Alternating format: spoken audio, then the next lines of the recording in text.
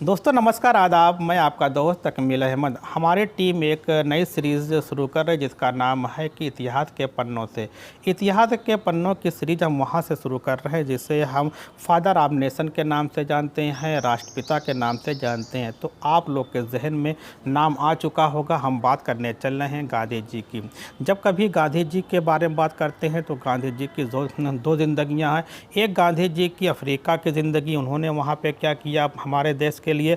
जब 1915 में भारत में आते हैं फिर कैसे यहाँ के नागरिकों की, यहाँ की जनता को मूवमेंट करने के लिए, आंदोलन करने के लिए तैयार करते हैं, इसके बारे में उनकी दो जिंदगियां हैं। अब बात आती है कि जब कभी भी गांधी जी का जिक्र होता है तो उनके आश्रम का भी जिक्र होता है जिसका नाम है साबरमती आश्रम। अब यहाँ के क्या साबरमती का आश्रम का कोई और नाम था?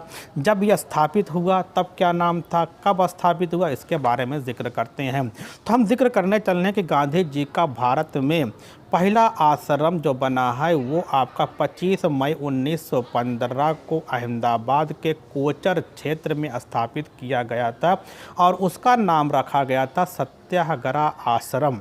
ये आपको जानना है। इसके 2 साल के बाद अर्थात 1917 में अहमदाबाद क्षेत्र में प्लेग नामक एक महामारी शुरू हो जाती है। जिस तरीके से पूरी दुनिया में आज कोविड-19 महामारी शुरू हुई, उसी तरीके से सिर्फ अहमदाबाद के क्षेत्र में प्लेग महामारी फैल जाती है। जब जैसे आज लॉकडाउन है, कोई काम नहीं हो रहा, तो उस समय भी 1917 में प्लेग महामारी के फैलने से जो आपका कि कोचर क्षेत्र था अहमदाबाद का, वहाँ पर भी कोई काम नहीं हो रहा था।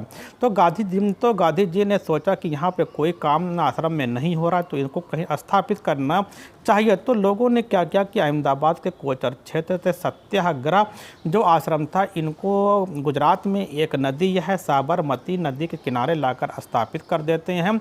जब साबरमती नदी के किनारे लाकर स्थापित करते हैं तब इसका नाम क्या पड़ जाता? साबरमती आश्रम के नाम से जानते हैं। तो आपको समझना है साबरमती का पुराना नाम क्या था? सत्याग्रह आश्रम था।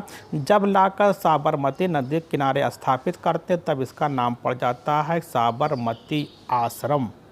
तो ये क्या था कि इतिहास के पन्नों से आज का हमारा पहला टॉपिक था। आपको कैसा लगा प्लीज़ हमको कमेंट बॉक्स में ज़रूर बताइएगा, जिससे आज जो हमारी कमियां हैं उस कमियों को भी आप ज़रूर जिक्र करेंगे, जिससे हम कमियों को दूर करते हुए आपको बेहतर तरीके से इस तरीके से इतिहास के पन्नों को ढूंढते हुए आपके सामने लाते रहे।